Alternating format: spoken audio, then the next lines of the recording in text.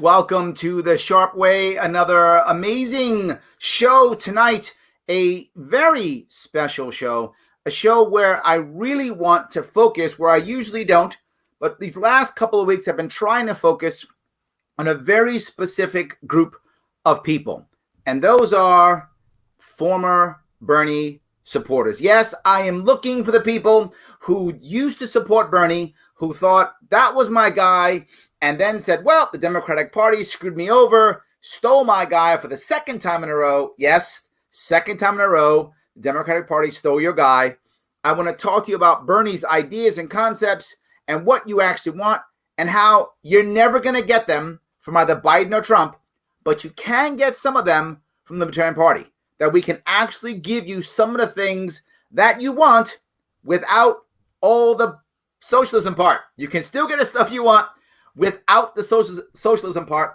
It can be done. I'm going to show you some ways of making it happen. I'm going to walk right down Bernie's ideas and show you libertarian answers to get every single thing that you want. Yes, please like, comment, and share. If you know people who are either lean left or are Bernie supporters or were Bernie supporters and they're mad or unhappy and they want to stay home, don't stay home. I got you. I definitely got you. I'm telling you, let your friends know, like, comment, and share. It does matter, so we can walk down this and show these people that we do have answers. We actually can make things work 100%, giving people what they want without having to increase taxes, without having to have mandates, without adding a socialistic, a blanket over everything. Yes, we can. We can absolutely make that happen 100%. If they can't feel the burn, it's just not sharp enough.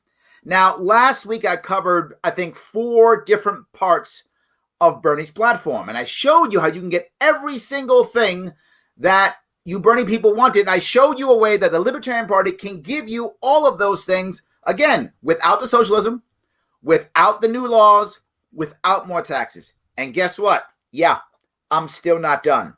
Because if you've noticed his webpage, oh my God, his website, tons of stuff, but I got you on every one. The one I want to talk about now, and this is a very controversial one for many people. I hear this particularly in cities, and even now with people who are concerned or worried about the COVID virus crisis. How in the world are we going to have fair housing for all? It's a big issue. It absolutely is a big issue, right? Yes, Tony, I'm trying to sharpen the burn. Absolutely. It is a big issue. Absolutely. So let me talk about that issue. Housing. First part I want to cover is the idea of inexpensive or affordable housing. It's a big deal. What do most Democrats or Republicans want to do? If you're a Republican, you want to ignore it. If you're a Democrat, you want to put tons of money into it. Okay, I have a better idea. How about instead, we look at all of the public housing that we have right now throughout the entire country. HUD runs almost all of it in some way, shape, or form, has some control over it in some way, shape, or form. HUD, the Housing Urban Development, has some form of control over it.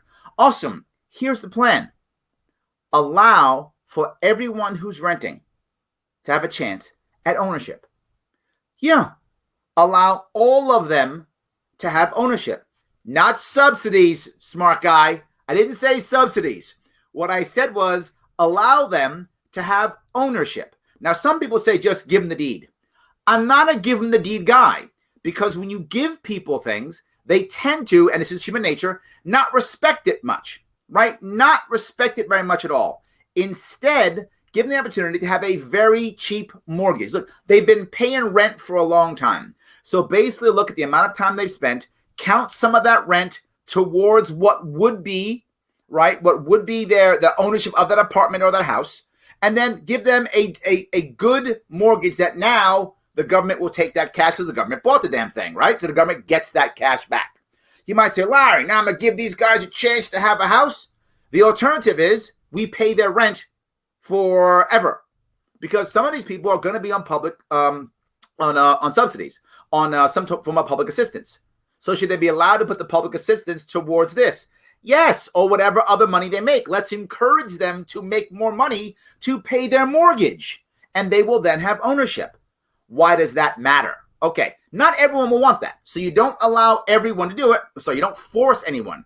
You allow people who are in public housing, if they want to purchase it, they can. How much rent they've paid goes towards whatever the value of the place is. Not exactly, but a small percentage would, to lower it. All of a sudden now, they start to have ownership. What happens when they have ownership? It covers many things. Number one, it's their home. They now care. Now, if you've rented or been a renter, you know there is a different mindset. I'm not being mean. I'm not trashing renters. You know there is a different mindset. And we need to change that mindset. And it happens naturally without us having to care. But not just that. If you own and other people rent, you start caring about that. One of the biggest issues with housing is gentrification, particularly if you live in a city. Oh, gentrify, gentrify, gentrify. Well, who doesn't like gentrification? Renters. Who likes gentrification? Owners, because your property value goes up. Well, guess what? If now the people there are owners and not renters, one, they don't hate gentrification anymore because their property value is going up. They are gaining. Why is that bad?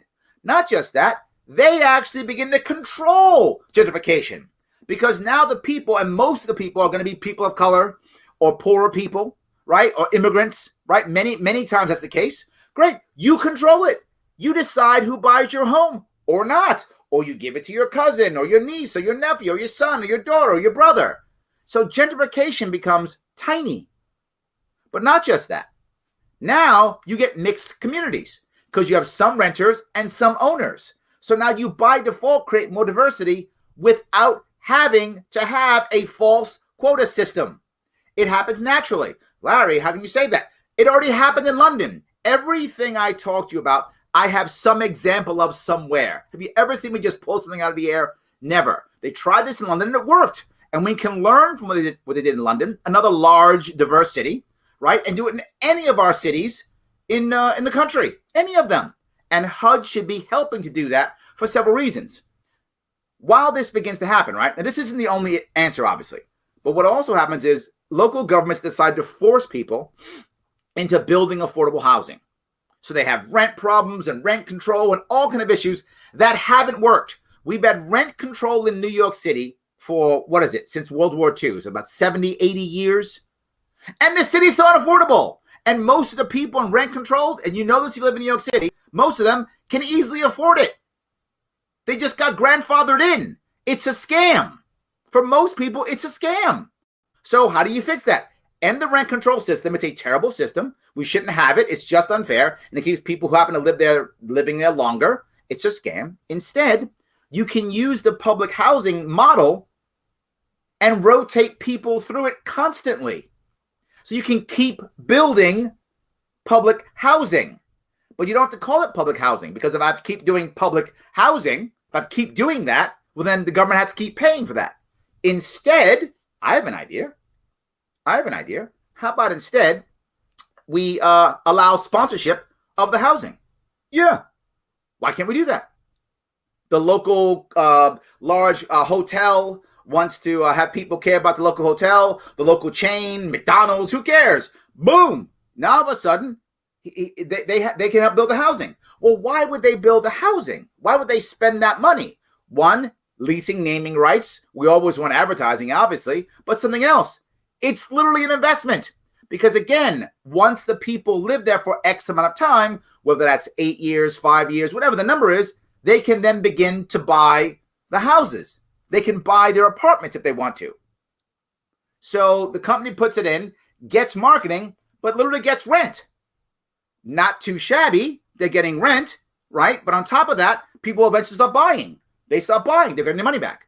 So the companies are happy to get the marketing because they're actually getting some direct money back from their marketing. What a home run is that? We could rotate that through every city in the United States. Even in rural areas, even in suburbs, the model can function again and again and again. People who are in trouble when it comes to need affordable housing can move through here and gain ownership without, here's the best part, without predatory mortgage lending. Think about that. That's what caused the 2009 crash, right? All of a sudden, that's gone. So no more of the predatory mortgage lending. We don't need it. Not required. All right. That's a good one. I like that. Why is the government involved? Only one reason. Because what the government can do now is government can provide insurance if required or support insurance if required, right? Not just that, government now can use buying power to buy in mass. So the pricing all comes down. Not too bad. Pricing all comes down. And on top of that, if a big business is sponsoring some local in some small town, that big business is not afraid of the small town. It isn't. It's bigger than that. It'll punish them. Tons of lawyers. What are they afraid of? Federal government. Yes, they are. That's why HUD just oversees it. No power, no control, no mandates whatsoever. All it is a centralized hub for info to come in. And on top of that, to assist with buying power to keep the prices down so you can have affordable rents, so you can have affordable housing across the country. No increase in taxes. You actually lower the HUD budget, and now people can get it and keep rotating through. And if you don't want to buy your home, you don't have to. Deals with gentrification, deals with ownership, and gets rid of all the predatory mortgage lending. Gone. I'm not done now. We can still keep moving. Because when it comes to housing, we have another issue. The homeless. It is a massive issue. It's a big problem. And what's happened is the government's only answer has always been the same thing. Throw more money at it. What does more money mean? More money for the homeless problem means two things. One, more shelters. Well, many of the homeless don't want to go into shelters. If you know the homeless population, and it's heavily a veteran population, they don't want to go into shelters. Many of the people actually feel safer on the street than in the shelter. I'm not making this up. Do your own homework. It's true. Not just that. There are a lot of people who, once you're on the street for a certain amount of time, that becomes your norm. You actually don't want a place to stay. You just want a place to shower. That's all you want. You don't want a place to stay. And sometimes not even that. Depends upon where you are and how long you've been out. So what do we wind up doing? Making more shelters that nobody wants to go to. Not nobody. A lot of people don't want to go to. Or the second thing is, I'm not making this up, hotels. Yeah, your taxpayer money is putting homeless people in hotels. I'm not making this up. Absolute fact. Do your own homework. That's what's happening. Why was that a bad idea? Okay, Larry, so what do? What's your cool idea? First thing is understanding the homeless problem. As I mentioned, there are a lot of people who literally don't want to go into these places. So what do? Change the building codes. Let HUD change building codes. Allow for tiny houses.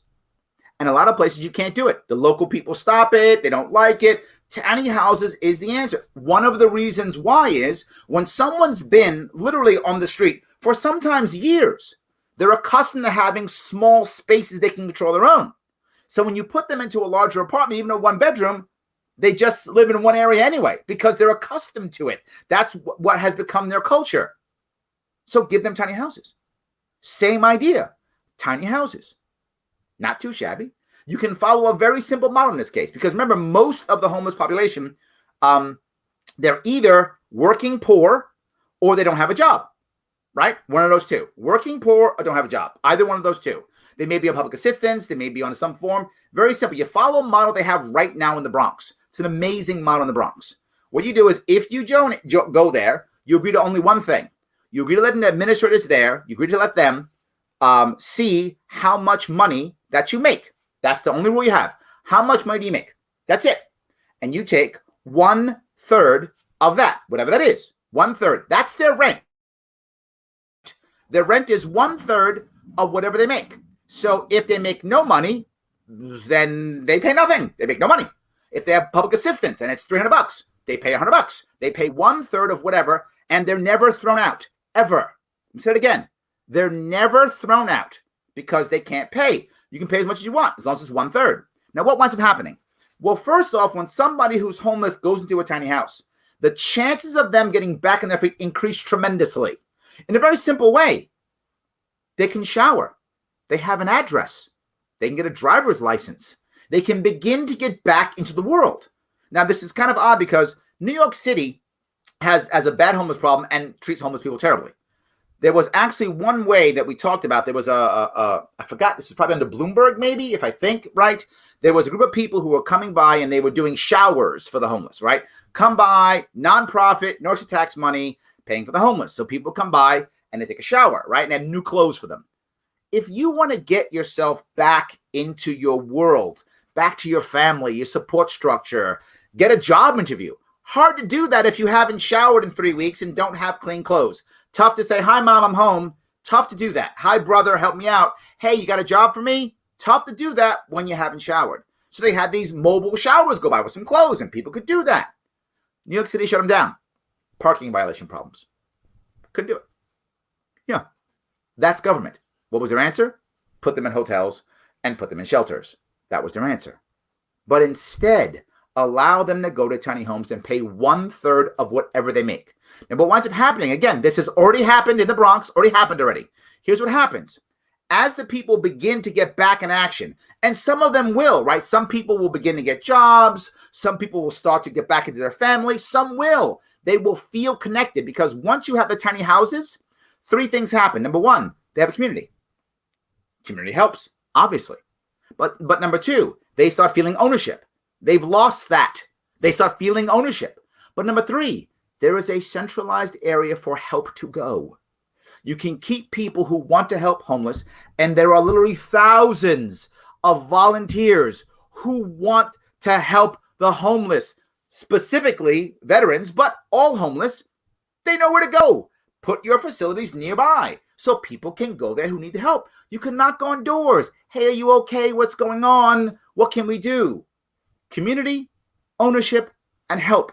You will start to see the homeless begin to get better. As they get better, that becomes an example, right? I just saw Jane. She just got promoted at the local place. She's making tons of money now. 1/3 of her salary? That's pretty high for a tiny house. Guess what she does? She moves out voluntarily. She decides, I don't want to pay 1/3 anymore. When I was only making $12,000 a year or $9,000 a year or $500 a month or whatever I was making, I didn't mind paying 1/3 for a tiny house. It's fine. Now I'm making $25,000, $30,000, $40,000 a year. I don't want to pay 1/3 of what I'm making for a tiny house. I'm going to get me one of these apartments, or I'm in a home, or I'm going to move into public housing. So 5 years later, I can buy my own home. Literally, we're creating an environment for people to move from homeless to ownership without any extra taxpayer dollars, without any force, without any new laws. None. This system can work. Parts of it have already worked. So homeless and affordable housing together. And all that, if we want to, sponsored to bring in extra cash, to lower it even more. Sponsored to lower the costs even more. We lower the costs even more.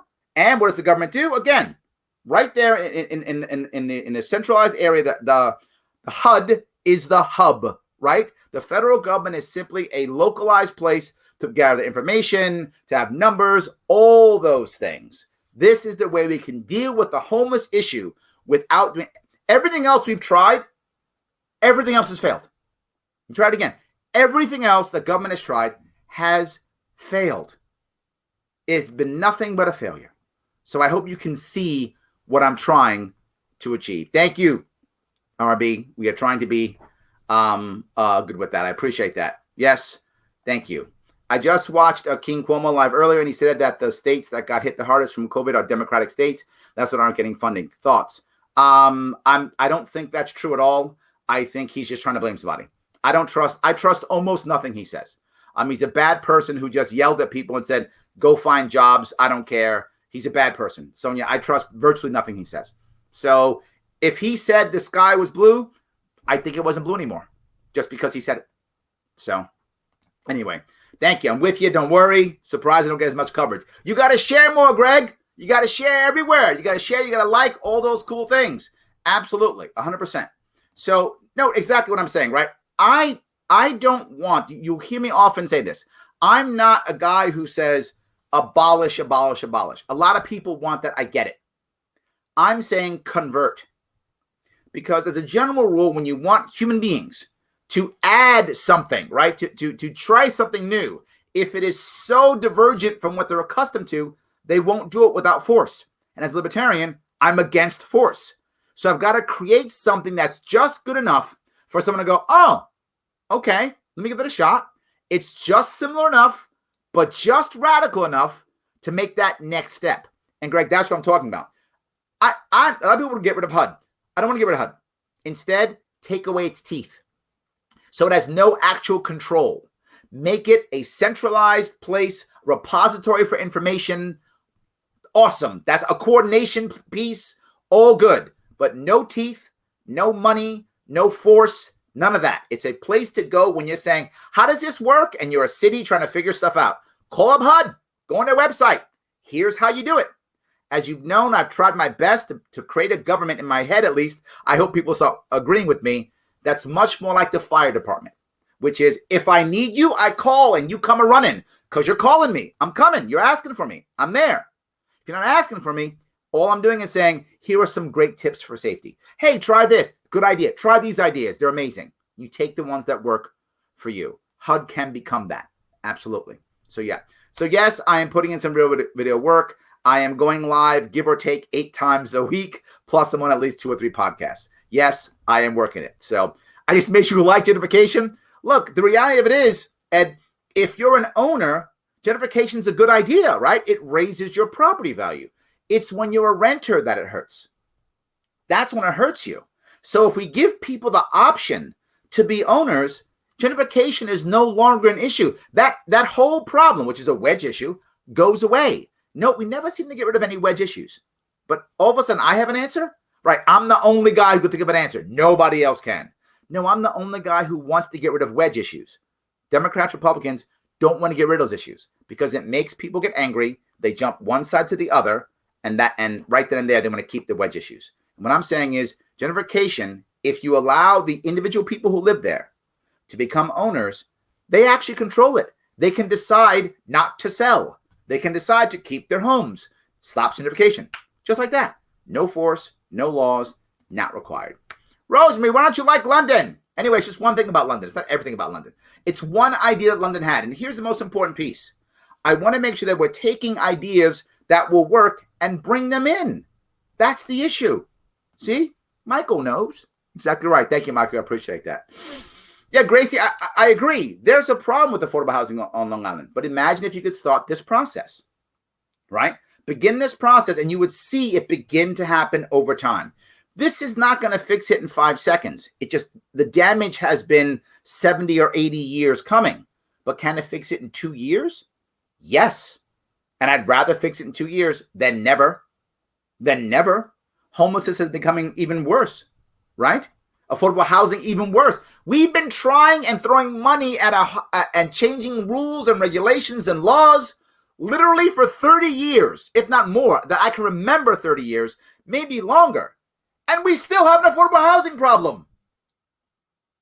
And we still have it. So there are ways we can fix it. And of course, there's a taxation issue, but we'll deal with that issue. That's another thing. We'll deal with that. That's a whole other issue to deal with. All right, I agree. Not only should no veteran be homeless, nobody should be homeless, Andy, unless they choose to be. And some people do choose to be. I get that. We need to create an environment where less and less people are choosing to be. Most people are not choosing to be homeless, but some people do. I would like to have a system to where basically no one chooses to be homeless. That would be amazing. Yes.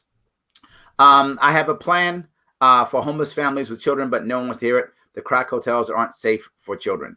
This is true. But again, if we allow people to have tiny houses, now we're rocking and rolling. And that's really the key. Yes, and sometimes, tiny housing communities, they can be really good. They really can. And again, if we know where the homeless people are, they will create their own community, right? And if they require help or assistance, remember, many homeless people, not all, I do not in any way, shape, or form want to paint this as one size fits all. I'm saying percentage-wise, there are a higher percentage of people who have mental illness who are homeless. It's a higher percentage than people who are not homeless. Again, I'm not saying that everyone is that way. Of course not. But percentage, by population, there's a higher percentage of people who have mental illness who are homeless. What does that mean? You can put help right there. Right there. The people who want to service that part of that community know where to go, right? And if that community doesn't want to go to tiny homes, then they can spend their time away from tiny homes where people who have certain mental illnesses may hang out anyway, which now removes people who don't have mental illness and makes it easy to find your targets. Either way, people who want to help that population, they're able to help them. And the people who want to create prettier looks will do that. And they'll gain some pride. And if you notice, many of the people who move into the homeless world, they begin to lose hope. If you know people have been homeless, they begin to lose hope. And when you lose hope, you stop caring. You just stop caring. And of course you don't look pretty. Of course your house doesn't look pretty. Of course your clothes don't look pretty. You've lost hope. Why would you bother? You've lost hope. You're exactly right. 100%. Thank you, Dan. Yes, you do homeless. This is how it works, Dan. I'm trying to create an environment that people like you now know where to go, brother. If you're looking at what people have mental illnesses, you'll know where they are. If you're looking at people who don't, you'll know where they are. Man, you could build a tent, revival right there. Awesome, right? That's the issue, right? I mean, obviously, some people won't want to go. I got it. But if ministry helps someone get their confidence back, if ministry helps somebody to gain their will to live, their hope back, please, whatever it takes to get someone to make that step, I'm in. That's what I'm saying. I'm in. I don't have to have the right answer. People like you, Dan, you know what's going on. You get it. I'm going to set up a system so that you can do what you got to do, so that you can do what you need to do. Absolutely.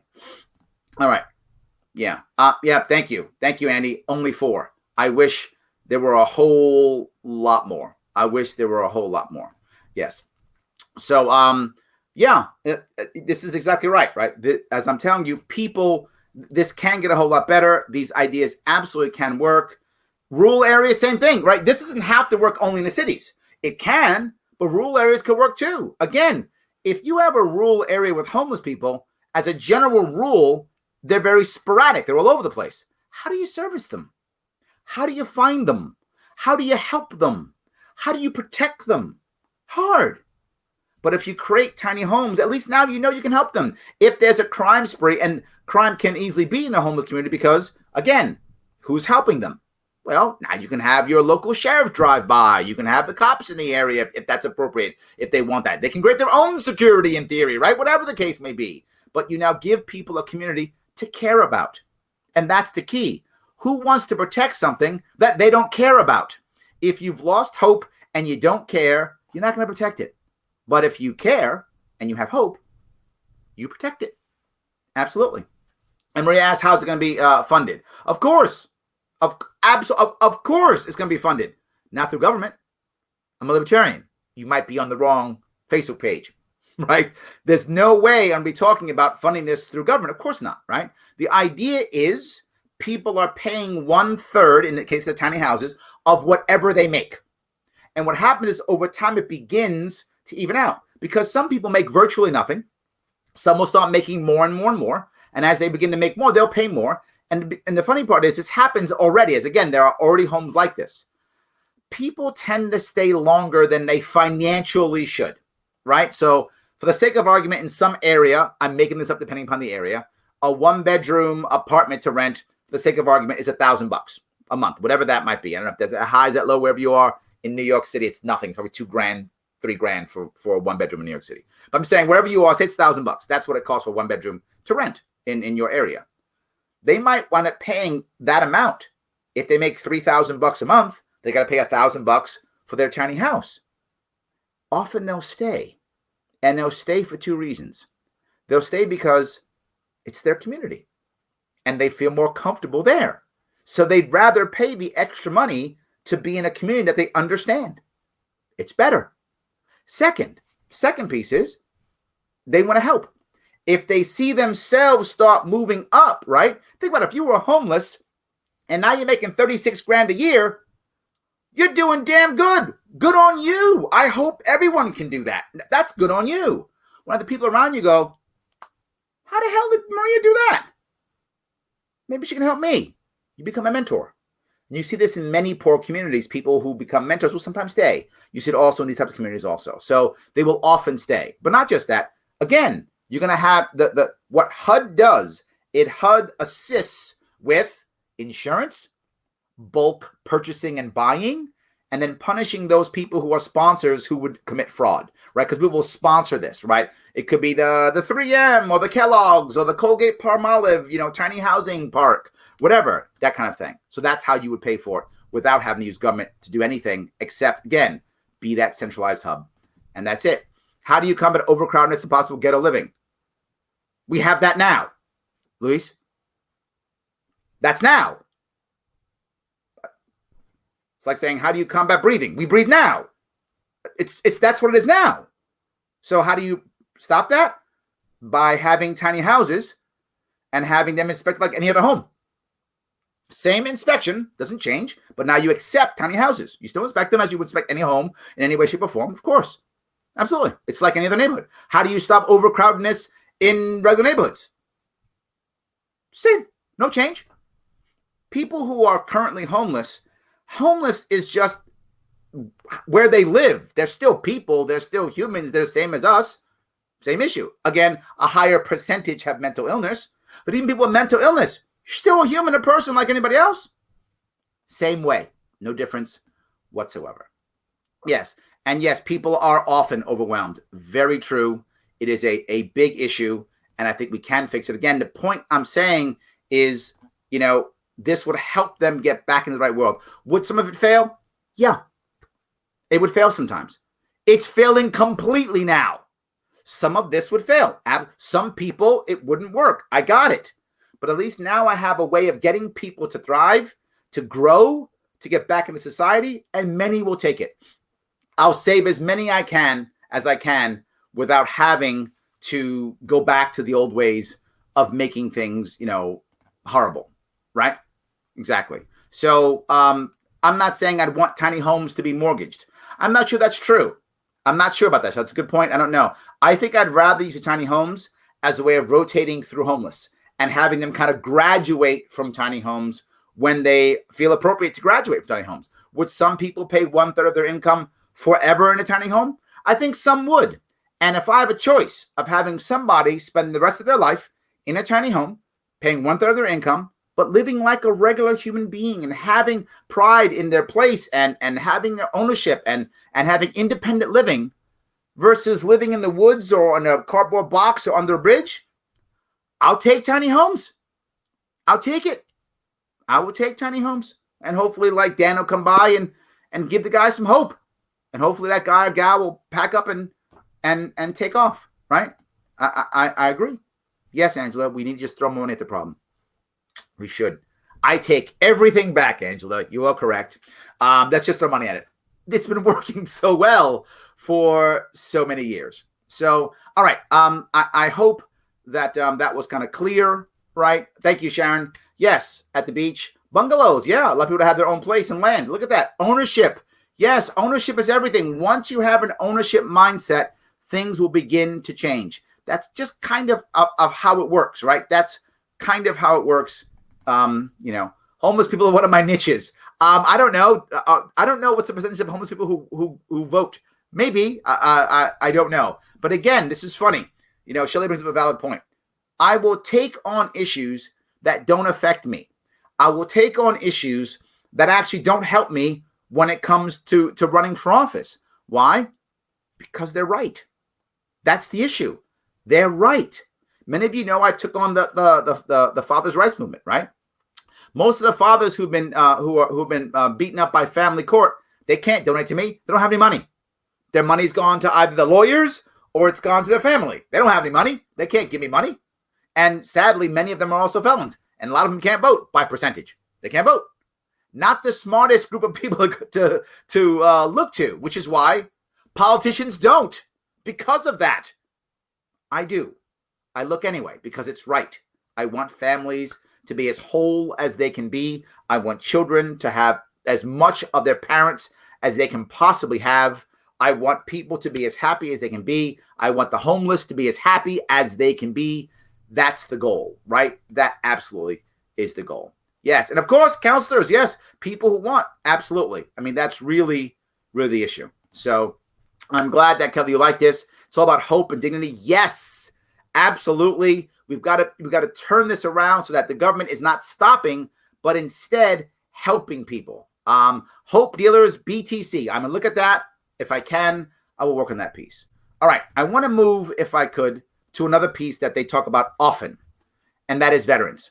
Again, on Bernie, I'm going down Bernie, right? People who love Bernie, they want to care about affordable housing. I covered affordable housing and homelessness in one thing. And at no point was there any extra taxes. At no point was there force. And in each case, an environment where people begin to move forward. Absolutely. Second piece now is veterans. Sadly, veterans overlap with homeless. There are a lot of homeless veterans. So some of this will be taken up by the homeless and affordable housing issue. That's part of it. But not just that. The VA. The VA is a disaster. And I talk often about things like, I don't want to abolish things. Boy, is the VA close on my abolishment. I've often said I want to blow it up figuratively, not literally, figuratively blow it up and restart it. Here's what I'd rather the VA become. Very simple. Turn the VA, the Veterans Administration, away from the hospitals, all of that, and turn it into one thing only, an insurance company. That's it. Turn it into an insurance company. Let veterans go where they want to go. They don't have to go to VA doctors. They go wherever they want, insurance company. This goes back to my health insurance plan as I brought up early. It's basically the equivalent, right? The VA will become the equivalent of a type of Medicare, a type of Medicaid style. Go to that instead. A whole lot cheaper. It can create its own insurance if it wants to. It can go back to the a percentage of income. It could do that, whatever the case may be. We can shift into that, move it into privatized eventually, right? That's one part of the hospital system. So the hospital goes away. Instead, here's your card. You get X $1,000, per year, whatever that is. And that could even accumulate over the years. You can use it for healthcare, especially a healthcare debit card. That's what the VA becomes. Healthcare debit card for the VA. Veterans who need help can use that instead. A whole lot better. Funds are spent better. They can add it up over time. Nothing but good. And then if they lose that, they can go to whatever other insurance or Medicaid and Medicare they have. They can do that through every single year. Changes everything. They can now just go to a good doctor. You don't have to drive 6 miles and go through paperwork and lose this and lose that and everything else. Instead, make an insurance plan. A whole lot easier. That's step one. But the second piece. One of the biggest issues with the VA, obviously, is the healthcare. Mental health care. Huge issue. For those of you who don't know, about 100 Americans per day commit suicide. Prior to COVID, there will be more now since this horrible shutdown. There'll be more. But prior to that, about 100. And out of the 100, about 22 were veterans. Veterans are less than 10% of our population, and they're over 20% of our suicides. VA is not working. Health is not working. It isn't. One of the things we're having, the problems we're having is they're having trouble coming back and integrating, right? It's a problem. So I want a chunk of the VA to be owned by veterans. I'm not joking. Same concept of the tiny houses, same concept of the public housing idea. Give veterans who come out an opportunity to literally buy in to the VA mental health care unit. Why? Vets help vets. You know this. If you had a problem, whatever your problem is, mental, physical, social, financial, whatever it is, the person who can help you most is the person who's had your problem, right? Whatever your problem is, the person who's had that problem, they kind of know what you're going through. Why? They've had that problem. So who better to help vets with all kind of mental issues that veterans deal with than veterans who've had those issues? Number one thing, we see it in our prison population. We see it in our veteran population. We see it all over the place. We see it in our addiction population. We see it everywhere. So why not allow veterans to have some ownership in this medical healthcare system that comes out of the VA, so that they can be the ones who jump in and help. They're the ones who are going to know what's going on, but there's something else here. And for those of you who know, in the past, I haven't done it recently. I've been too busy, and I know it's a BS excuse. I know. I accept it's a BS excuse. I have not been helping veterans as much as I should have been. I've been doing this stuff. Shame on me. I accept responsibility for that. But in the past, I used to spend a lot of time helping out vets. It's how I know some of these things, right? And I remember one time, a unit was coming back. I think it was from Afghanistan. They were actually a reserve unit. I think they were coming back from Afghanistan, if I'm mistaken. I was working, was it the Yellow Ribbon Fund or one of those funds? I forgot which one it was. It may not have been them. I forgot. I worked for many of them. So whatever the fund was, I was working for them for free. I never got paid. I did it for free. And I would go and I would train them how to network for jobs and how to find jobs and write resumes and do interviewing skills, which many of them are terrible at. Now, this was a reserve unit. They were coming back and going back to work. Many of them had lost their jobs. Jobs didn't exist anymore, right? When they came back, didn't happen anymore. And one of the leaders of the unit was like, God damn it, these guys aren't going to your classes. And he yelled this. He goes, 9 months from now, half of these assholes are going to be homeless. Now, he was exaggerating, obviously, but he was an Army guy who was mad and young soldier. I get it. He just felt so emotionally about it that he yelled that. And I said, I went to the person who's part of the fund. I said, you have to tell these guys they have to show up to my class.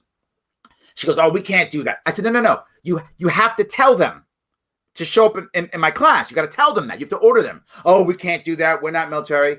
And finally, I yelled at the first sergeant, like, tell them to come. They have to come. He goes, you're right. So he orders them, the captain. So the captain ordered them to go to the class.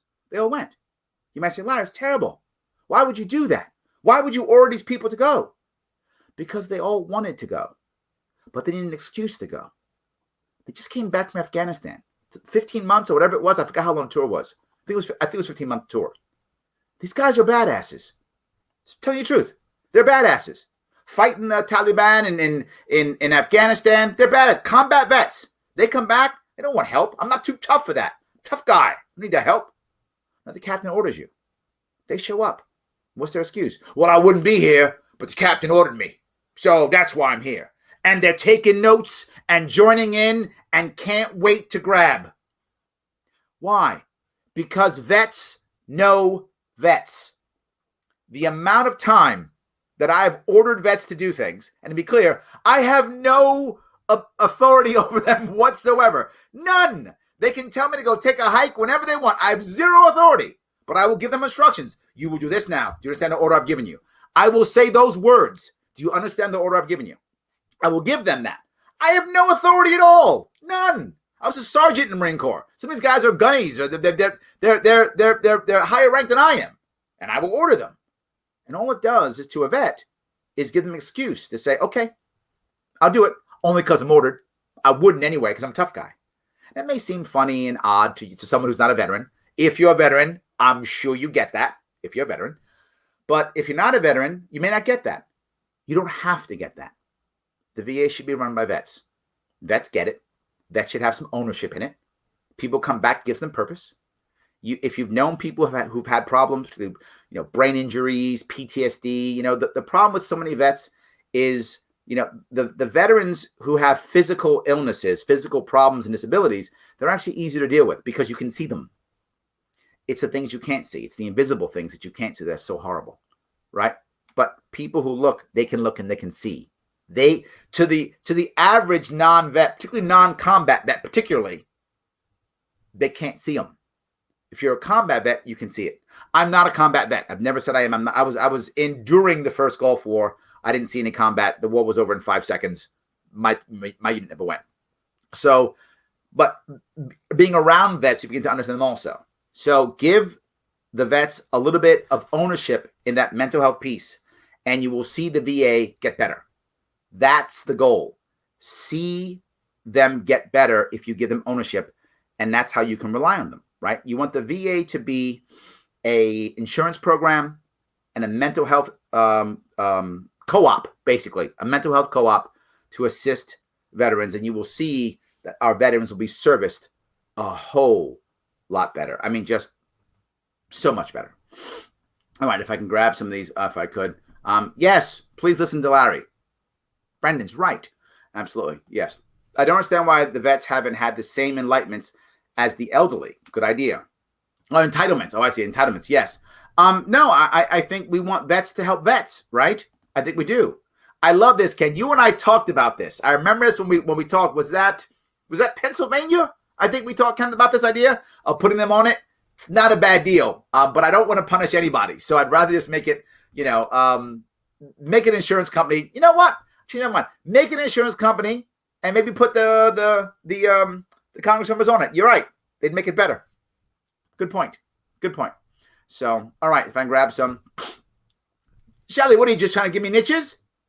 Traumatic brain injury is my niche? I don't know. I would hope vets would hear me. I really would, right? I would hope they would, right? So, Kevin, I think this is a valid point. If you've noticed, Kevin's saying that government programs are substandard compared to the private sector. Often they are. But the problem is they're a monopoly. So there's nothing else you can do. But if you simply make the VA an insurance company, and to Ken's idea, put the Congress people on it, it will have to get better or people will go someplace else, right? I'm always trying to break the monopoly of government to create other options so that either the government gets better, that's option one, I'm fine with that, or the government becomes irrelevant because the private sector has picked up so much of it. So I think either of them can work. If you do it right, I think you will see that work. So if I can find some more. The VA only hires civilians. They only hire vets to the VA to be porters. Ouch. God, I hope that's not true. But I have seen many fewer veterans hired there. But again, that's why we give them ownership, man. So veterans have some ownership in it, right? Again, giving them purpose. There are many reasons why veterans struggle when they come back, right? Many reasons. One of them is many of them find a lack of purpose. They don't have a reason, right? I remember dealing with one vet, and I was trying to get this guy to talk about success stories, right? So he can talk about success stories while he's in an interview to get a job, right? And if you know veterans, many of them are crazy humble. They don't want to say what they've done, particularly the combat vets who've seen some really serious stuff. Many of them don't want to talk about it, don't want to say the things they've done. Well, how can an employer understand what's happened, right? How can an employer understand? And then how do you phrase that effectively? I remember there was one woman, young, maybe soldier, Marine, I actually forgot which one. She's in front of me and we're doing a role play.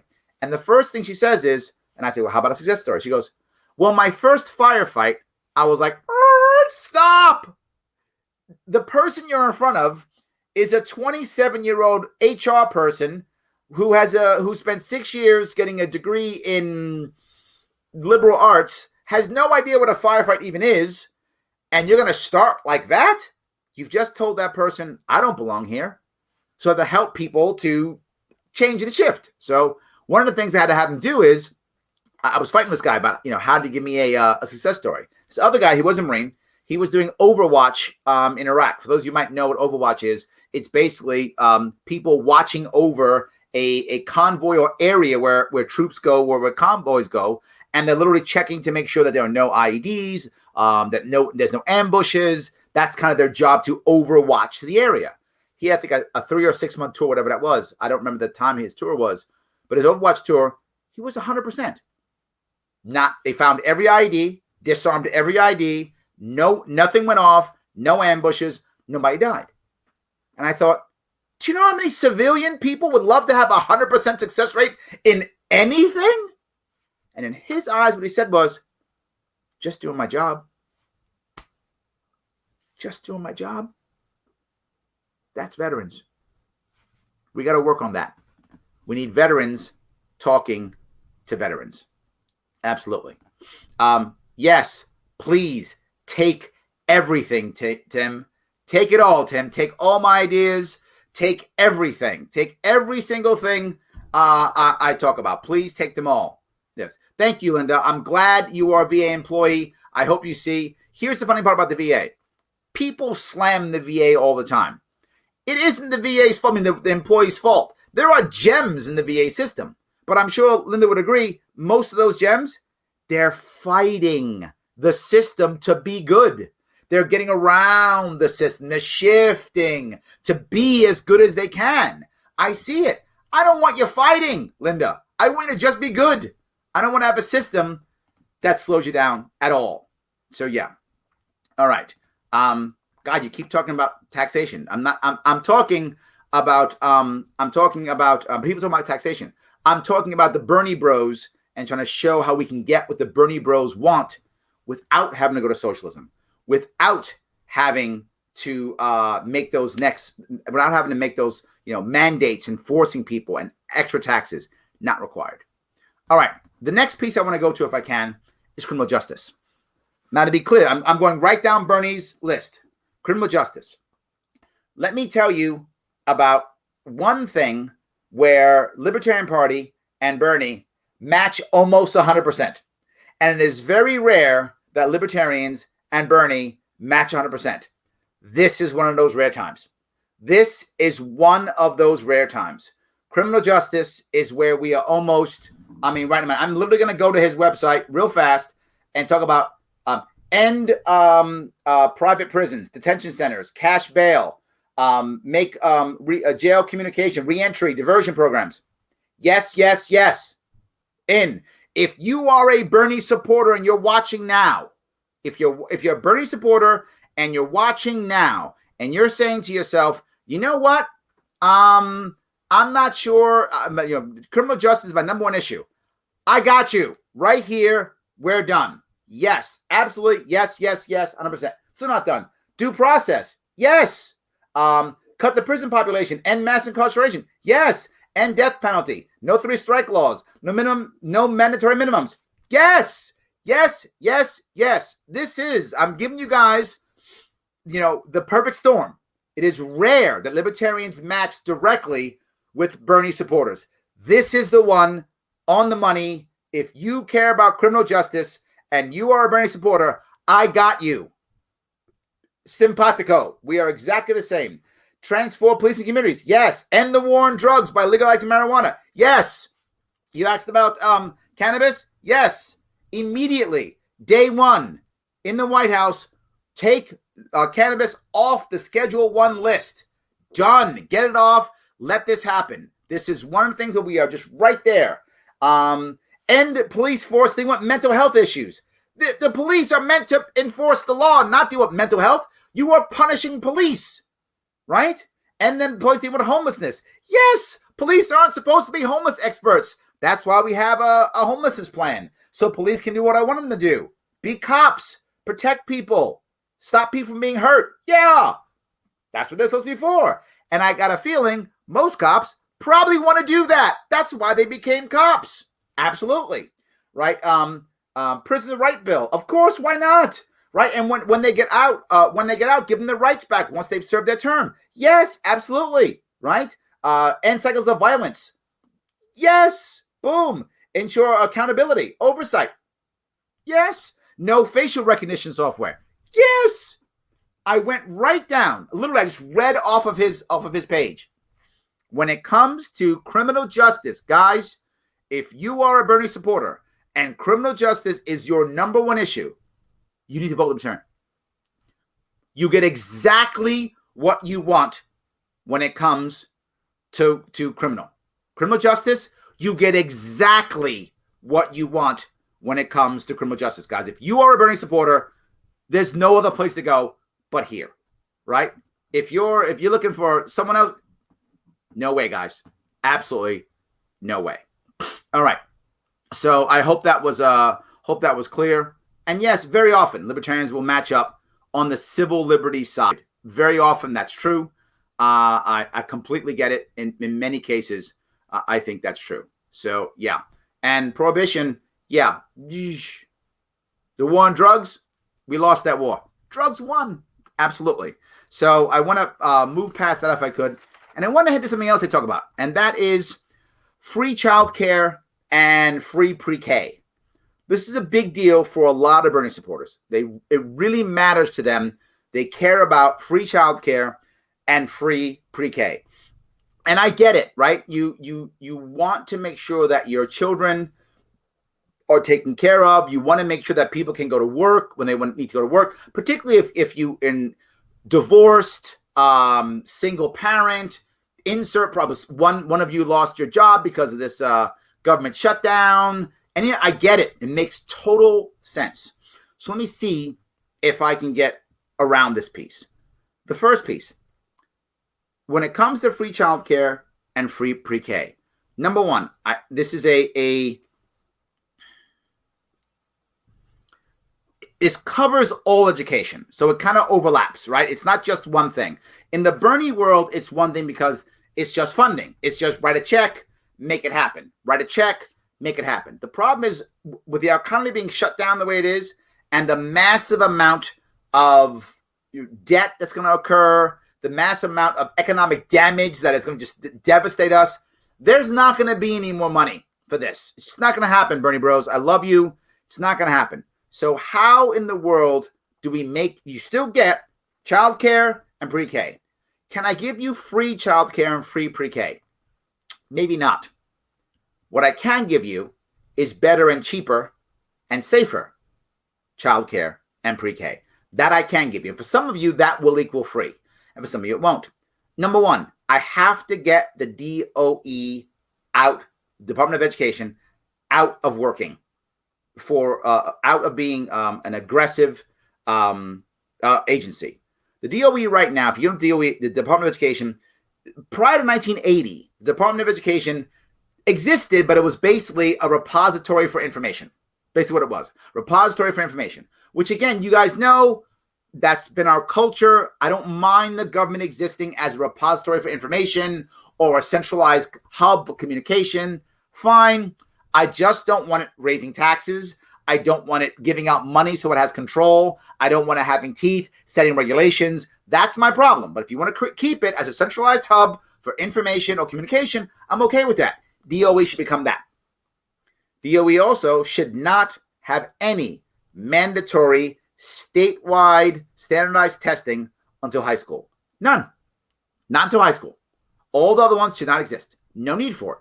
Why? Think about this. We've had an active DOE since 1980. Anybody here who's my age or older, you went to school before 1980, before there was an active DOE. Somehow you learned how to read and write. I did. Somehow you learned how to do basic math. I did. Somehow you learn how to function in society, make money, get a job, have a family, function. I did. Americans did for literally hundreds of years prior to having an active DOE. I would ask anybody, has education gotten better since 1980? Since standardized testing? Since all those things? No. No Child Left Behind was a disaster. All those things are disasters. So how about let's not do that? Instead, let's remove that and turn it instead into, again, a repository, a place where people who are looking to learn to do things can go to and either purchase and or rent, however they want to do it, to do that. But not just that. We push this down to state level also. Right now, you have childcare or something like that, whatever the case may be, right? It's regulated by the state, if not by the federal government, by how it gives grants, what you must do and must not do. We don't have to end that. But instead say those are guidelines. But if you don't want to do that, you can have licensed childcare, that's one thing, or certified childcare, but you can also have what's called child gardens. A child garden is very simple. It allows nonprofit organizations to take your children on a voluntary basis. That's it. They can, on a voluntary basis, take your child. Wait a minute, Larry, that's crazy. What, oh my God, what happens? Well, I'll ask you a question. I have children.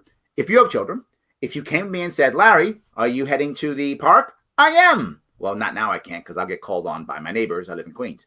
But assuming that I can get out of my home at one point, I'll go to the park. And you go, Larry, take my kid. Do you mind? No, I'm fine. Take your kid. We both go to the park. We have a great time. We come back. My kids play with your kids. And then we go. What's wrong with that? I don't need a license or anything like that. No, you and I are in agreement. Swap out me for a local church. Swap out me for a VFW, a Knights of Columbus, a American Legion. Insert thing here. Swap it off for something like that. If you want to, it is voluntary. You may drop your child off at one of these places. These places can, if they want to, as nonprofits, get data, information, and or other things from the DOE to learn how to do things like follow childcare rules if they want to, right? And or teach pre-K if they want to. Why not? teach whatever they want. They can do that if they want to. Now, what will they charge you? Whatever they want to charge you. And you decide. It's voluntary. It doesn't get rid of licensed childcare. It's there. If you go, Larry, I don't trust my local church. I don't trust my local VFW. I want to go to a certified, childcare facility. Good on you. Your money, your kid, do what you feel is appropriate for your child. But if you go, Larry, no. I know my pastor. He's a good guy. I go to church every Sunday. I like him. He's a good guy. I know his family. I don't mind dropping my kid off in the morning, for pre-K, for 3 hours of pre-K, or whatever the case may be, or whatever. If you look back in our history, for many years, churches had pre-K, they had Sunday schools, some still do, but they had pre-K, they had daycare, but they were regulated out of business. Gone. You allow this to happen, you will find communities going to do this. How do I know that? It's happening now with people having to stay home. They're doing it virtually, but they're figuring this out. They're going online. They're asking people, hey, how do I do this? How do I get that? But imagine again, if government becomes the centralized hub, I don't have to scour the internet anymore. I can just go to the DOE website and that's everything I need. You care about this, you care about that, and they'll have everything. It's a centralized hub, right? Maybe you want a religious curriculum. You can have it. Maybe you want a secular curriculum. You can have it. Have whatever it is. That's how it works. And I might say, well, wait a minute, Larry. It sounds good, but do I really want just the DOE to be one thing? No. How about instead you also allow private companies to do so also? Absolutely. They can if they want to also, right? You might say, well, Larry, who's going to pay for all of that? Who pays for it now? Some people write a check or give a credit card and pay a monthly subscription. Some people do. And some people get sponsors. That's how it works. Could you imagine if you had something like, for example, you've seen like the windows or whatever you might have, you pay your fee and you get enough for 5 people. They'll create those things. Of course they would. Of course they would. Could you imagine if you can create, if I could, have my own pre-K in my home, and I could, if I wanted to, if it's a nonprofit, right? Nonprofit situation. So nonprofit issue, it's a VFW, it's a local church, and you can do 3 hours of pre-K, 5 different machines, whatever it is, 5 different computers, and you pay $5 a month for 5 licenses. You could charge the people literally $5 a week, and you could do that, or whatever. My point is using this system and allowing people to do this. You would find people doing it happily. How do I know? It's happening now. We're already doing it. If we start opening this up, you will have local people create their own pre-K, their own childcare cheaper. Now you might say, but Larry, what about the people who want to go to a licensed childcare facility or a licensed pre-K? Go. Those don't go away. But the person who can't afford that isn't going there now. They're not going there now. So how about instead give that person an option? But Larry, some people can't afford $5. Yes, you can. I'm sorry. Yes, you can. You can afford $5 a month for your kid. You spend it on anything. You got a cell phone, your nails are done. You'll be fine. You can drop $5 on your kid, right? Childcare can be $500 a month for a kid. I'm saying $5 for a kid. You can do that. You can look, if you can't afford $5 for a kid, you don't have an address, in which case you don't want them tiny houses. So, and we can cover that separately. So my point is, you could make this happen. It could be done. It absolutely could be done.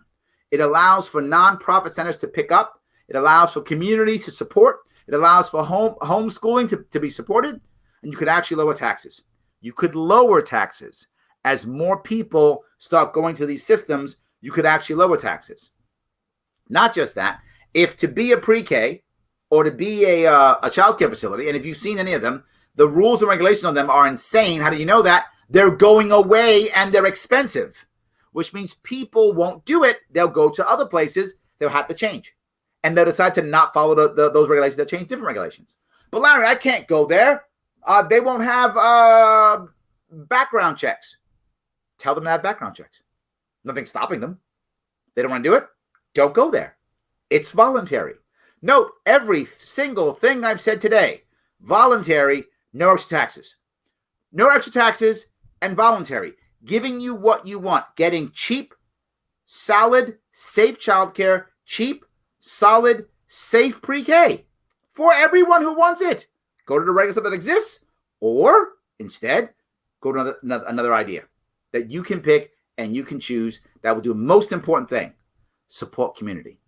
Note what I keep talking about.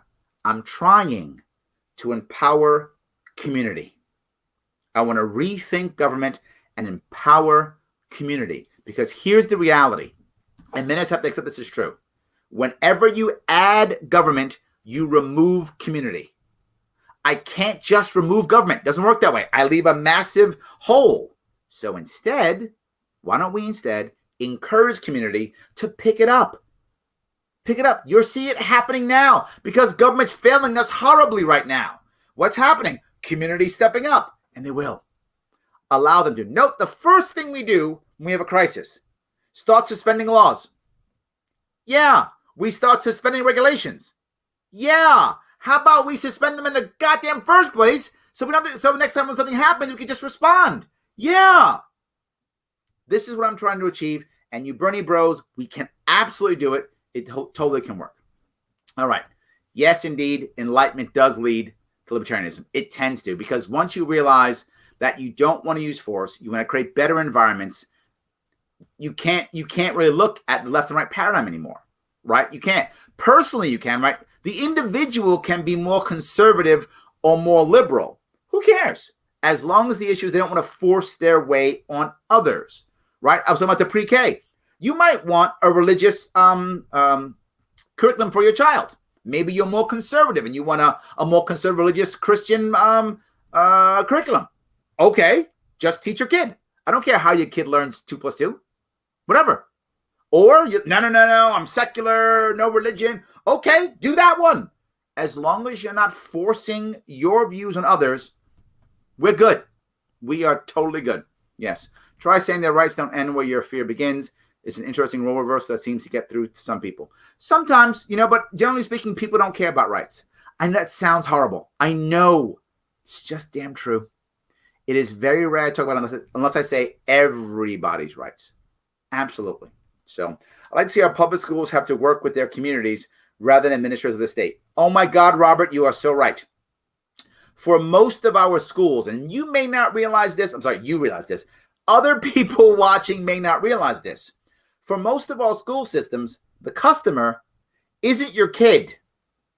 And the customer isn't even you. The customer is the government administrator who makes sure you checked every box so you can get your federal funding. That's the customer. The customer is not you. That you're in the way. Your kid's in the way.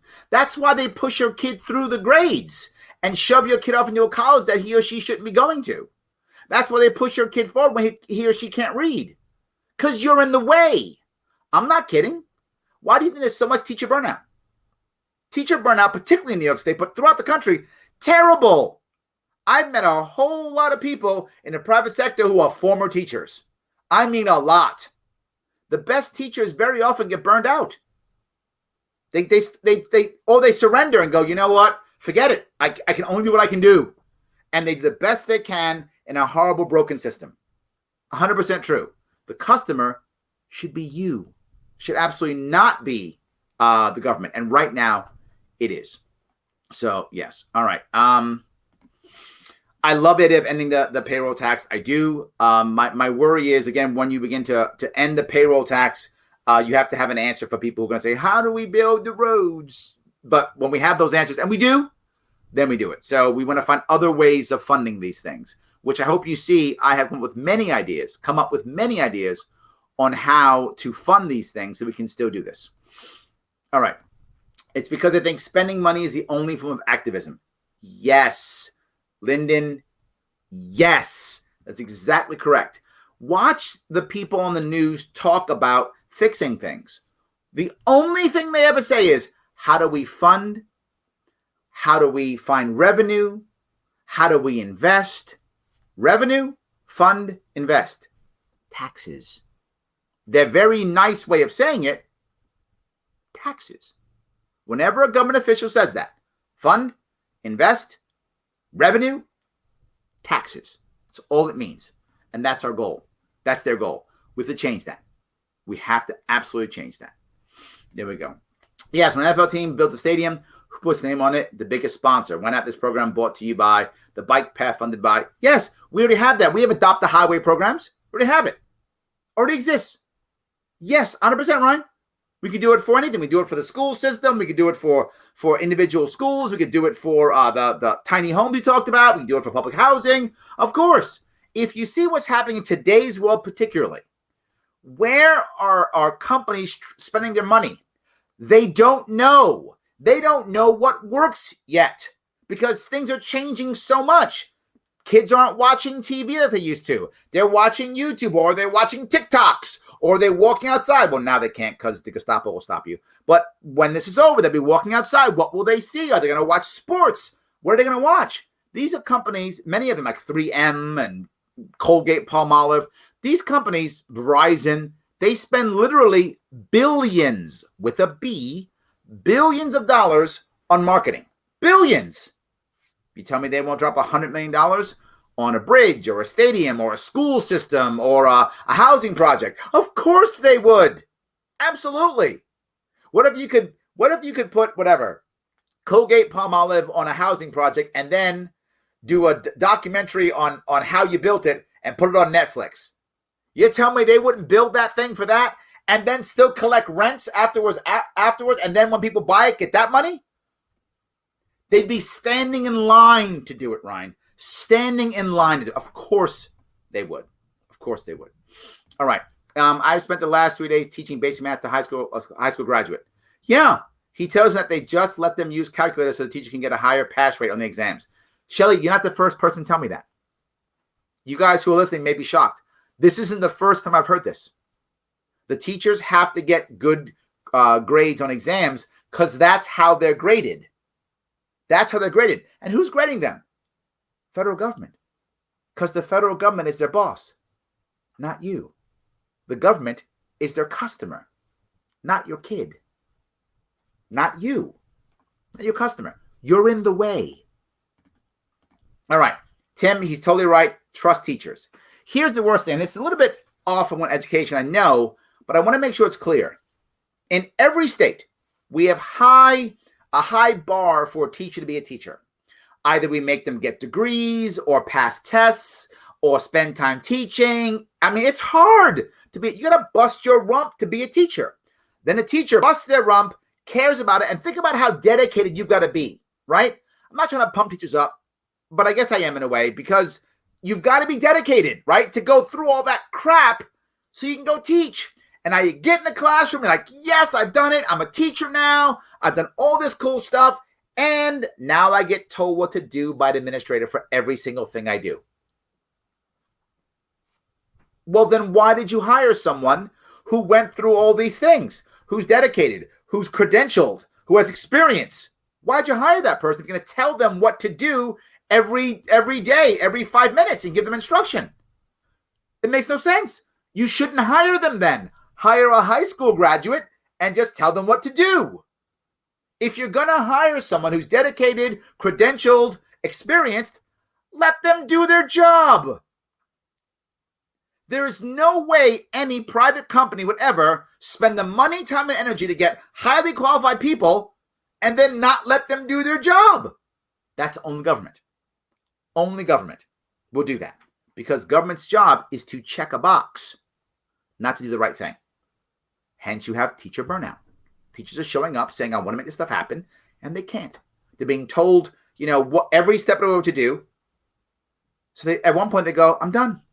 I'm done. Absolutely. I agree with you. Every time the school district failed my mom, she would tutor children. Yes. Teachers have to pay so much to maintain the classroom already. Yes, Frank. Teachers are going crazy, and we wonder why they get burned out. It makes no sense. Yes. Expensive lawyers and interest groups. Common Core. Kevin, thank you for that one, right? Let me bring this up here. All right. What Kevin's talking about here is another big issue. One of the reasons why I'm so against centralized control of the school system is because it is a juicy target for special interests. Kevin is right on the money here. Think about it. If I make a sale of, say, Common Core to New York State, I just sold millions upon millions of books and cash oh my God, one cell and I made a killing. And then Jersey copies or California copies, billions of dollars. This is too juicy. But imagine if instead I had to hit each and every school district. Not so juicy anymore. No, not worth my time bribing administrators, not worth my time bribing congressmen, putting money in their accounts, lobbying these people, not worth my time and energy. I'm not going to lobby and bribe these guys, dropping $2-3 million to close 2 school districts. I'm losing money. But I must close 3 states and put $100 million in my pocket? Yes, I will absolutely do that. The more one big ticket brings a bunch of school districts all in line because bureaucrats force the issue because they have control by using the purse strings, which is what it is now. It's a juicy, juicy spot. And it literally is a breeding ground for corruption and for that kind of that Common Core and No Child Left Behind and every other bad policy that comes out. The system is set up for that to happen. You're completely correct.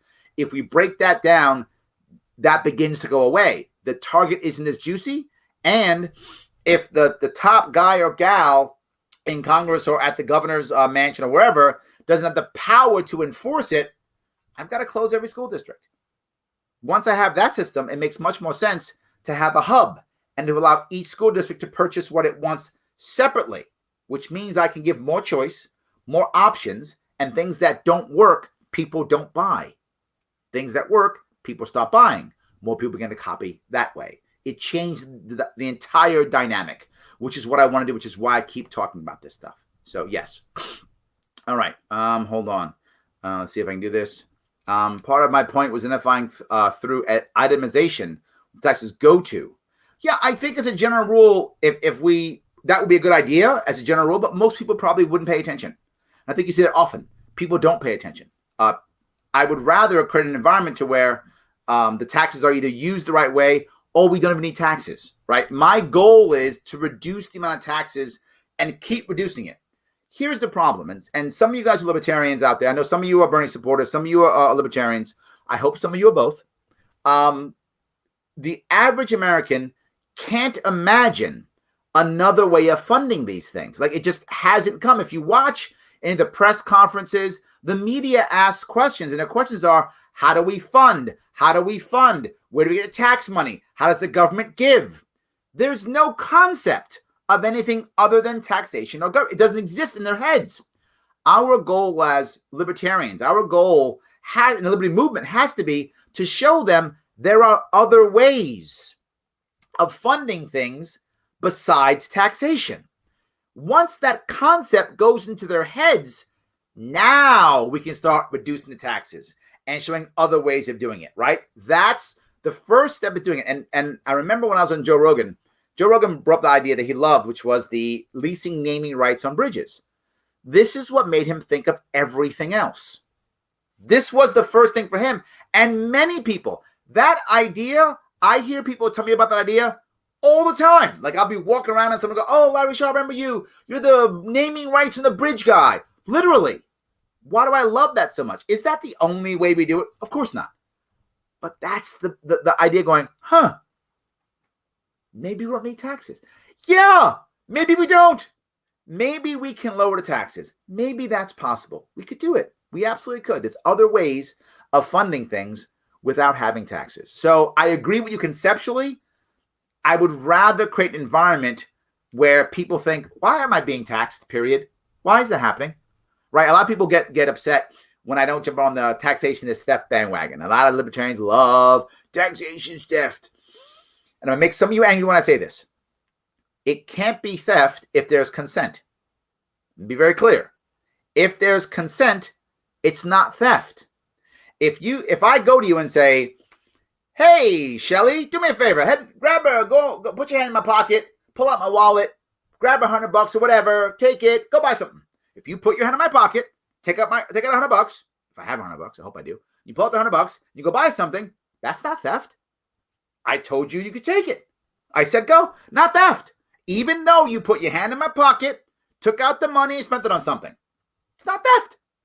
I said you can have it. That's consent. The vast majority of Americans believe in their hearts that taxation is the only way to have a civilization. They can't imagine anything else. So they consent to taxation. Any way you look at that, whether you do polling data, surveys, there will be a certain percentage that will say we're taxed too much. Some will say that. Many won't. And I know that would drive libertarians. Your head's exploding now. I know it is. I know some of you are like, what? You get ready to turn off. Don't turn off. I'm just giving you truth here. Most Americans will say we're taxed enough. Some will actually, and you can do your own homework. Go Google this stuff if you want to. There's always a piece in the survey that say we're not taxed enough. Always a chunk. If the vast majority of Americans believe that they should be taxed and consent to taxation, for the vast amount of Americans, taxation can't be theft because they're consenting, which means we have a job to do, which is why you hear me yapping at 7 p.m. Eastern time almost every day. We have a job to do to get people to realize that they shouldn't be consenting. Because if they don't consent, then it's theft. But if they keep consenting, it's not theft. So we have a job to do. Some of you don't like that. I'm telling you the truth. They have to believe that. All right, let me keep going. I like this, right? Think sharp, vote sharp. There we go. I love that. Kevin, thank you, brother. You were coming up with good ideas, and I appreciate that. Thank you very much. Absolutely. So, let me see if I can keep going down the way here. Run down to Queens. Yes, Thruway. Yes, exactly. Taxes, of course. Yep. Hi from Asheville. I love Asheville, by the way. I had a buddy there who lived there for many years. I visited him many times. Love Asheville. It's a great place. All right, so let me go down one more if I could. I know I went through a bunch of them. I want to go through one more. I want to talk about eliminating medical debt. I should do two more quick. Medical debt is actually pretty quick. If we look about medical debt, we have to go to the healthcare system, which I covered last time. Now, Frank's asking about the healthcare system, and I'm sorry, but just if you want to head back last week, I did Feel the Burn Part 1. I covered the entire healthcare, 25 minutes on healthcare, fixing the healthcare issue, healthcare versus healthcare insurance. That's how we deal with medical debt. We fix the actual pieces, and boom, we deal with the debt. It can go away. So that's why I want to cover that real fast. The next piece, though, is fair banking. Fair banking is tough, and I know people are worried about that. And here's the reality. One of the reasons, and there are many of them, I'm going to give you one. One of the reasons why civil asset forfeiture, which is the war on drugs, literally people, law enforcement taking money, works so well is because in poor communities, people don't trust banks. They don't trust them. They don't trust banks. Many of them are immigrants, or they do a lot of cash work. They don't know how banks work, all kinds of things, right? So they will carry cash. And of course, people in the drug trade can't go to banks, so they carry cash. So how do you make fair banking? There are several things you have to do. And it's not about funding. It's not about laws. It's not. It really isn't. Number one, the biggest thing you can do to make banking fair is go back to when we had the Glass-Steagall Act. Some of you may not know what that is. In 1999, deregulating banks began in the 80s. Reagan began the deregulation. Clinton finished it off, right? It took about 20 years to deregulate banks to get the disaster that we have now. And the biggest issue, it is a cultural issue, guys, not a libertarian issue. It's a cultural issue. And that is, we took the line between savings and loan and investment bank and said they're the same. Now, in theory, should that be a problem? No, it shouldn't be in theory. But it is because culturally, in America, they have always been different, which means you would go to your local bank and get a mortgage, right? And you'd mortgage your house, or you'd buy maybe some insurance or something from your regular, your bank, something like that. When you did that, never would you think, I'm going to put my retirement fund or my mortgage into the market. No, that's for investment banks. Investment banks, they gamble, they roll the dice, they put stuff in the market, they do merger and acquisition activity, they do all kinds of things that investors do, and it's great, and they were two separate pieces. But as it began to change, the average American thought that their mortgage was safe. They believed that their products were safe, that their 401k Well, that's like my pension. That's safe. They didn't realize that once you break that down, now a bank makes a whole lot more money on investing and not on savings and loan. So they don't care about savings and loan anymore. They care about investing. If you guys were old enough, like me, my age, if you go back, you remember, they used to give you a gift if you opened up a savings account at a bank. I'm not making this up, you youngsters. Youngsters, I'm saying if you're like 30 or under to me, you're a youngster. You youngsters don't know this, right? You used to go to a bank account, open a bank account, and they give you a gift. Thank you for giving us some of your money. Here's a gift. Because that bank only did that. They didn't sell other products. They weren't about investments. They weren't giving you other products. That wasn't happening. They were a savings and loan. They gave you a loan for like to own a car. They gave you a loan to buy your house. They gave you a loan for your farm. And they took your savings account and your checking account if you had one of those. That's all you had. That's what it was. And that's what it did. It was happy to get money. It wanted to get money so it could loan money out and make more money magically through that fractionalized banking garbage we do, right? That was its entire goal. That's all it did. And it cared about your dollars. It cared about your savings account and your checking account. Again, those you old like me, you remember there's a time when I was young when you could get a CD, a certificate of deposit, for 2 years at 10% interest rate. 10%. Unheard of now. Unheard of. 10%? Oh my God. That actually existed when I was young. 10%. Crazy. Why? There were savings and loans. That's what they did. When my parents got a mortgage for their house in the 70s, 70s, said 14%. That was the mortgage percentage, 14%. Everything has changed. Once that wall came down, now retail banking gone to hell. Retail banking's all about getting you another loan, getting you another product, getting you another account, getting you more stuff, numbers. That is a relatively about a 20 to 25-year-old new thing. Another reason why we had our crash 2009 was that. Another one. Products. Yes. All you have to do is get rid of all these other unnecessary regulations and just have one simple thing. You must either be a savings and loan or an investment bank. Literally that simple. Once you do that, now I know my pension is not going to get lost in the market. My mortgage doesn't get lost in the market. My mortgage goes with a savings and loan bank, unless you want to gamble. And again, your money. You want to put your money in the investment bank? Roll the dice? Your money, good luck. Your choice. I have no problem with that. But you should know. But if you go back and look at the people who lost their homes in 2008, 9, and 10, the vast majority had no idea that their mortgage was in the market. Because 30 years ago, it wouldn't have been. 20 years before that, it wouldn't have been. It would have never happened. It's against the law. That wouldn't have happened. That was a scam that happened once that crashed. Once that crashed. And to Kevin's point, again, Kevin, you were rocking it tonight. That made the government take over the bank. That's what happened. That's how it worked. I don't believe that was the initial idea, but that's sure what happened. Absolutely. That's sure what happened. Absolutely. And that's how that began to happen. Just put that back and let the rest go. And you as a consumer now know you are dealing with an investment bank that's going to gamble with your money, put it in the market, do investments. Good on you if you're okay with that. No worries. Please do that. Your money. Do what you want. Or I'm a savings and loan. I'm pretty safe. Right? I'm a whole lot safer. I'm insured. Boom. Just like that. This is what we should do. But something else. We have to get rid of all these KYC laws. You guys may know what KYC laws is. It's know your customer laws. These are laws that supposedly save us from terrorists and drug dealers and all that stuff. And they don't.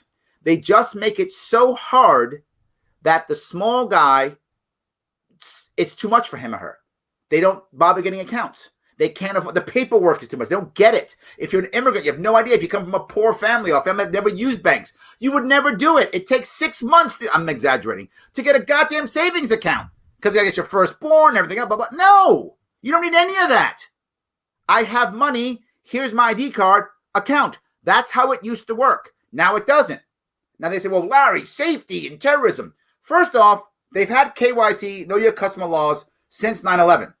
Terrorism's over? No, they find other ways of funding their terrorist crap, And now we still are stuck with the regulations that make our life horrible. Terrorism didn't go away. Drug dealing didn't go away. UBS literally launders money for drug cartels twice. Not once. They got caught once, then did it again and got caught again. They're probably doing it now because it's so lucrative. They pay a small fine and keep doing it. Again, I'm making this up. Do your own homework. So KYC, know your customers, are stupid. They hurt the poor. They hurt those who don't know any better. And here's the worst part. If you lie on those forms because you don't know any better or make a mistake, they can punish you now. It's a felony. So you come out of some poor area, some barrio, the hood, trailer park, insert place there where you don't know much about because you're not taught anything about it. You don't know how to bounce a checkbook. This high school didn't teach you. Your parents haven't had bank accounts. You don't know how to do it. So now you go there, you fill out some paperwork, you make a mistake, and the cops come. I'm not joking. That happens. That happens. Of course you don't trust banks. Of course you don't trust banks. You want fair banking? Stop, know your customer laws. Put that line in between both sides. And if you want to, I don't mind, you can let the post office have basic banking. This part, I'm totally okay with Bernie Bros, as long as one thing happens. Number one, no subsidies to the post office. Don't give the post office an advantage to other banks. Just make it, if they want to, have a bank. And the reason why is, again, many people from poorer communities, they will trust a government bank over a non-government bank just because it has U.S. Postal Service on it. And if that will get people to use banking services, as long as there's no subsidies, I'm fine with that. I don't have a problem with that. That makes someone decide, you know what? I feel more comfortable. I'm going to put my cash here because I trust the post office. And that's true for many people, particularly immigrant families. Let them do it.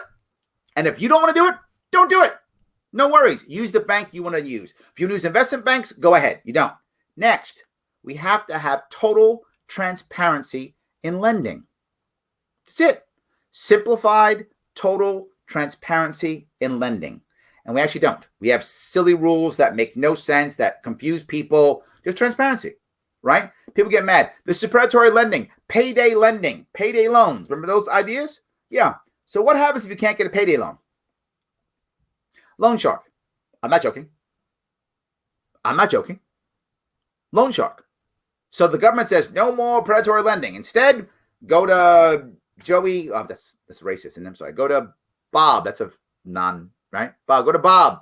I'm sorry, Bob, if you're a Bob. Go to Bob the loan shark, right? Whatever. I want to be fair to people.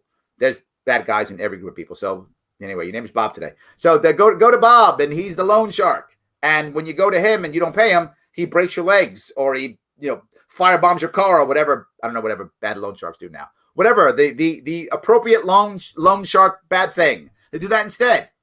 That's your answer? Be transparent. Do that. Allow banks to do what they do. Allow microloans. Allow all those things. Microloans would exist if it was just a savings and loan. But it's not. It is an investment bank. So nobody cares about the little guy. So there's no services for the little guy. If you've noticed in banks now, to have an account, if it's below a certain amount, right, they charge you. So you have no money, so they charge you more money. But you don't have enough money. That's why you're getting charged more money. Why? An investment bank. That's why. Instead, savings and loan, you wouldn't need payday loans. Remember, they didn't have payday loans in the past. It didn't exist. Why? Because your savings and loan bank could give you a loan. Remember, I got a loan from a bank in the 80s for like $4,000 or something like that. I forgot, $3,000, whatever it was. I got a loan. Yeah, $3,000 loan. Why? Because that's what you did. They were a savings and loan. That's how they made money. You want to have fair banking. Allow the post office to be a bank if it wants to be. No subsidies at all, but let it exist if it wants to make people feel safer to use it. Get rid of all these regulations, KYC laws, not required. Just put Glass-Steagall and let people know transparently. Is it an investment bank? Is it a savings and loan? Do that. You will actually get fair banking. Note, no more taxes, no extra laws, nothing. In fact, I'm removing it and making safer and better for poor communities. In every single idea I came up with that we've talked about today, in every one, poor communities got the same or better service. No extra taxes and no extra laws and no rules. It's a really good idea. I hope you guys enjoyed it. I know I bugged the hell out of you. Many of you I did. Please, guys, do me a favor. Like, comment, and share this. I get it. If you guys have some extra cash, if some of you in the right spot where you have some cash, go to patreon.com/sharpeway.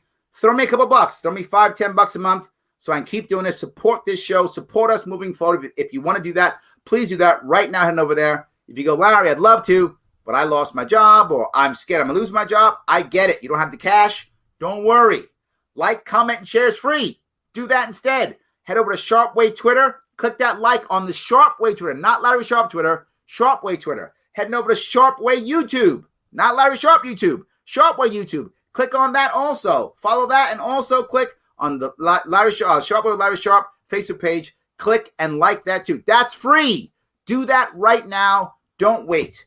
Yes, I'll be doing another one of these. I'll be covering more things because what I believe in my heart this year, and I hope you guys in the Liberty Movement get this. This absolutely is a time for us to reach out to the Bernie supporters who they've lost their leader, right? The Democratic Party destroyed their leader. Most of these people, and I hope that many of you understand this, most of these people actually don't want socialism. They just want fairness. And they've been taught their entire life the way to get that is socialism.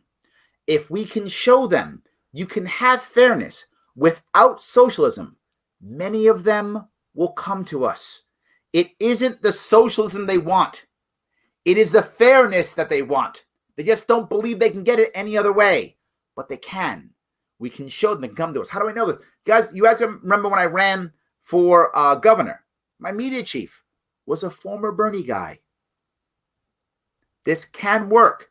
These people are Bernie people. Some people, look, some are socialists and that's all they want. They're not going to come to us. I get it. We can't get them all. I got it. You're right. Some of you are like, but my guy, that guy's not going to come to us. I'm with you. But a lot of people just want the outcome. They don't care how we get there. If we show them a way, we can actually make that work. So I want to say thank you guys again. Please like, comment, and share. As always, like me on Facebook, Twitter, and if you can, throw me a couple bucks. I will see you guys here tomorrow. And next week, I am going to do part 3 because there's a lot to Bernie. We will get them if we try. Have a good night.